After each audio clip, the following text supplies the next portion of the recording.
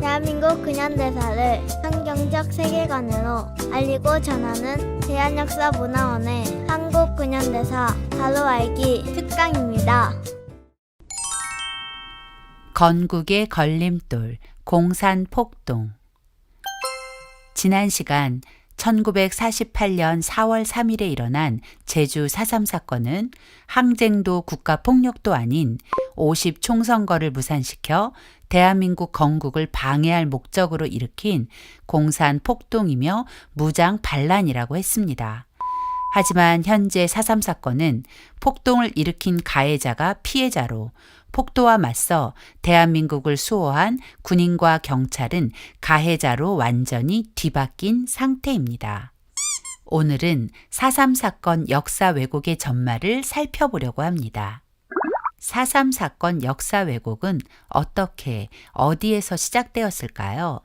2000년 1월 12일 4.3 특별법이 제정되고 2003년 10월 15일 제주 4.3 진상보고서가 만들어졌습니다. 4.3 진상보고서는 이 왜곡을 주도한 매뉴얼이라 할 수 있습니다. 4.3 진상보고서가 말하고자 하는 핵심은 첫째, 4.3 사건이 국가폭력이라는 것이고 둘째, 4.3 사건에는 남노당의 개입이 없었다는 것입니다. 이 두 명제는 분명한 거짓입니다. 이 조작된 보고서의 등장 이후 4.3 사건은 폭동 반란에서 민중 항쟁으로 그 옷을 갈아입었고 이제는 대한민국 국민의 대다수가 4.3 사건을 민중 항쟁으로 받아들이게 되었습니다. 더 가가는 대한민국의 헌법을 수호하고 대한민국의 정체성을 지켜야 하는 대통령마저 4.3 사건 왜곡에 적극 동참했다는 것입니다. 노무현 전 대통령은 2003년과 2006년 두 번이나 공식적인 자리에서 4.3 사건을 국가 권력의 잘못이라고 말하며 사과한다고 했습니다. 도대체 무엇을 왜 사과한다는 것일까요? 2018년 문재인 전 대통령 역시 4.3 사건은 국가 폭력이었다며 사과한다라고 말했습니다. 도대체 두 분의 전 대통령은 누구를 적으로 생각하는 것일까요? 제주 4.3 사건은 공산주의자들이 일으킨 공산폭동이며 반란이었는데 어떻게 두 분의 전직 대통령이 생명을 걸고 나라를 지킨 공권력을 죄인으로 매도하고 공산폭도 편에 서서 4.3 사건을 해석하고 가해자를 두둔하는 것인지. 4.3 폭동이 항쟁으로 둔갑하고 가해자가 피해자가 된 데에는 희생자 부풀리기라는 사기극이 존재했음을 알아야 합니다. 제주 4.3 진상조사에서 희생자로 등록된 숫자는 현재 14,231명입니다. 이 숫자는 사망자와 행방불명자를 포함한 숫자입니다. 2000년 1월 12일 제주 4.3 사건 진상규명 및 희생자 명예회복에 관한 특별법이 공포된 이후 2000년 6월부터 희생자 신고 접수를 시작하여 2002년 11월 20일까지 횟수로 3년 동안 1715명이 4.3 희생자로 접수되었습니다.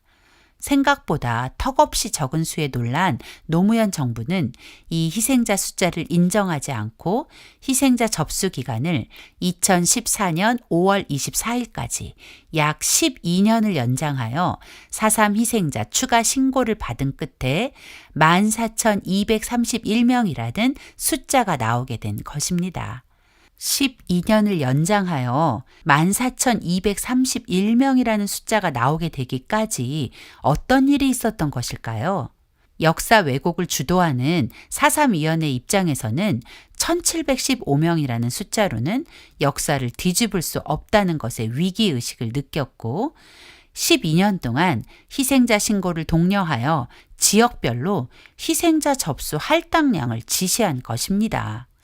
제주도에서 읍면으로 다시 읍면에서 동네별로 희생자 신고 할당량이 내려지자 동네 이장들은 4.3 사건 당시 죽었다는 사람은 무조건 희생자로 신고하는 어처구니 없는 일이 벌어졌고 그렇게 1715명에서 14,231명으로 4.3 희생자가 불어나게 된 것입니다.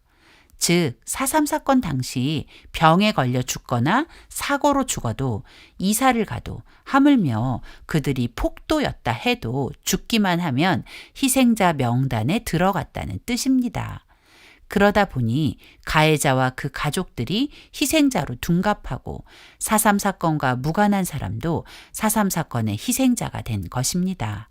이것이 사기가 아니면 무엇일까요? 더구나 국가가 주도한 사기극이라니 정말 어처구니 없습니다. 뿐만 아니라 1948년 12월부터 1949년 7월까지 4.3 사건으로 군법회의에서 처분된 수형인 명부를 보면 남로당 반란군으로 군법회의 재판을 받은 2,530명이 기록되어 있습니다. 이 중 18명이 4.3 당시 재판 기록 없는 약식 재판으로 억울한 옥살이를 했다며 재심을 청구하였고 2018년 제주지방법원은 재심 개시를 결정했습니다. 사실 이들은 명백한 남로당 반란군임에도 공소장이나 공판 기록, 판결문 없이 수형인의 신분으로 교도소에 구금됐었다는 이유를 들어 재심을 청구했고 제주지법은 당시 재심 청구인들이 교도소에 구금된 것이 유죄 판결에 의한 것인지 군경의 임의적인 처분으로 불법적인 구금이 이루어진 것인지 의문이 있을 수 있다며 재심 개시를 허락한 것입니다. 그리고 2019년 8월 21일 제주지방법원은 남로당 반란군 18명에 대해 국가가 53억 4천만 원을 지급하라는 판결을 내려 폭도들에게 국가가 보상을 하는 어처구니 없는 일이 벌어졌습니다. 군법회의를 통해 수형인 명부에 이름이 오른 반란군을 피해자로 만들어 돈까지 지급한다는 것을 여러분은 납득하실 수 있을까요?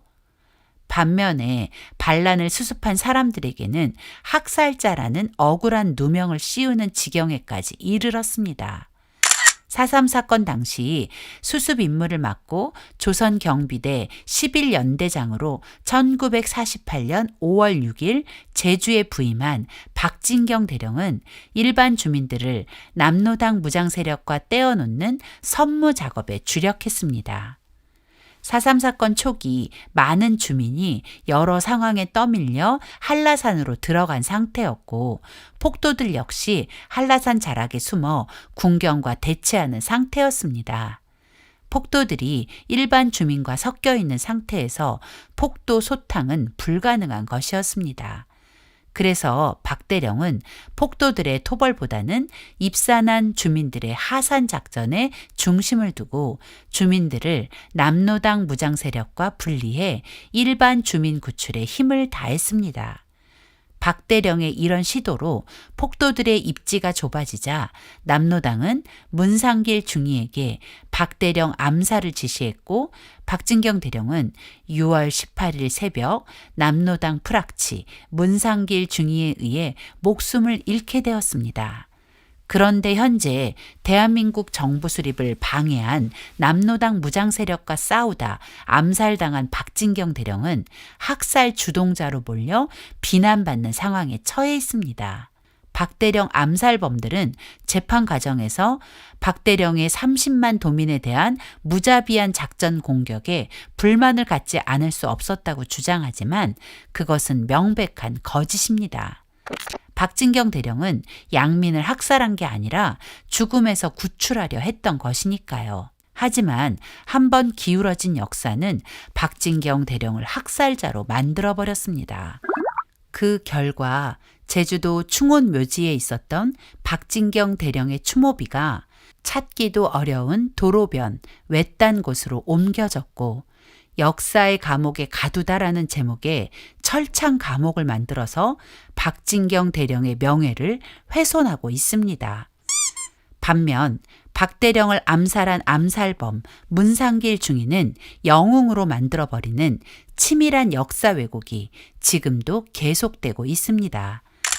4.3 사건 당시 2대 폭도 사령관이었던 이덕구는 공산주의 나라의 건국을 꿈꾸고 대한민국을 향해 선전포고를 한 반역자였지만 현재 제주도에서는 영웅 대접을 받으며 이덕구의 죽음을 추모하고 있습니다. 사련이 숲길에 가면 이덕구의 은신처를 4.3의 유적지로 기념하고 있습니다. 이덕구의 은신처에는 이런 글귀로 이덕구의 죽음을 추모하고 있습니다. 아무런 이유 없이 억울하게 죽은 것이 아니라 죽어서 아무런 이유가 없어져 버린 것이 억울한 것이다. 제주도에는 2대 폭도 사령관이었던 이덕구의 가족 묘지가 잘 꾸며져 있고 지금도 많은 분들이 이덕구를 추모하며 찾아오고 있습니다. 4.3 역사 왜곡은 제주도를 4.3의 성지로 만들었고 제주 4.3 평화기념관은 각종 거짓으로 도배되어 대한민국의 정체성을 파괴하는 장이 되어버렸습니다. 4.3 평화기념관에 다녀온 사람들 마음속에는 대한민국은 태어나지 말았어야 할 나라가 되고 건국 대통령과 공권력은 학살자가 되어 증오의 대상이 되는 것입니다. 이 사진은 4.3 평화기념관에 전시되어 있는 사진입니다. 이 사진을 보면 아무 죄 없는 양민들이 국가 공권력에 의해 학살당한 것처럼 보입니다. 하지만 이 사진의 진실은 6.25 전쟁 당시 인천 상륙작전 이후 퇴각하던 공산군들이 무참하게 양민을 학살한 전주, 대전 학살 사진을 합성한 사진입니다. 양민 학살의 주범은 바로 공산주의자들입니다. 더구나 더 기가 막힌 것은 제주 4.3 평화기념관에는 4.3 희생자들을 추모하는 약 14,000개가 넘는 위패가 전시되어 있는데 이 위패 중에는 즉시 철거해야 할 폭동과 반란 주동자들의 위패가 섞여 있다는 것입니다. 제주 4.3 정립연구 유족회에 따르면 적어도 104기의 위패가 당장 철거해야 하는 공산폭도의 위패라고 합니다. 뿐만 아니라 제주 4.3 정립연구 유족회가 각종 자료와 증언을 통해 문제가 있는 위패를 추적한 바에 따르면 제주 4.3 평화공원 내 철거 대상 위패는 최대 수천여 기에 이를 것으로 추정된다고 합니다. 그러나 유족들의 이런 몸부림에도 공산 폭도 위패들은 여전히 피해자들 사이에 그대로 남아 있습니다. 왜 이런 역사 왜곡이 계속 자행될 수 있을까요?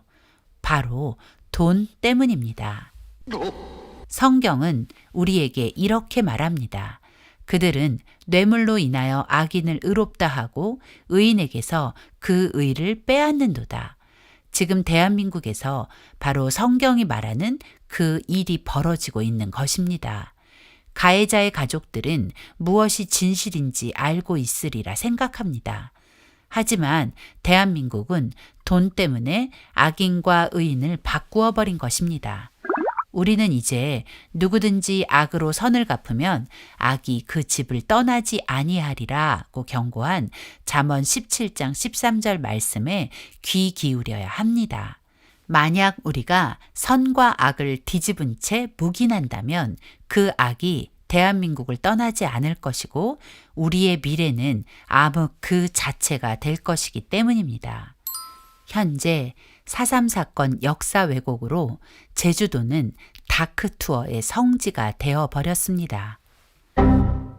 제주 4.3 사건은 1948년 4월 3일 남로당 공산주의자들이 대한민국의 건국을 방해하기 위해 제주도 12개의 경찰지서를 습격한 폭동 반란 사건이었음이 부인할 수 없는 분명한 진실입니다.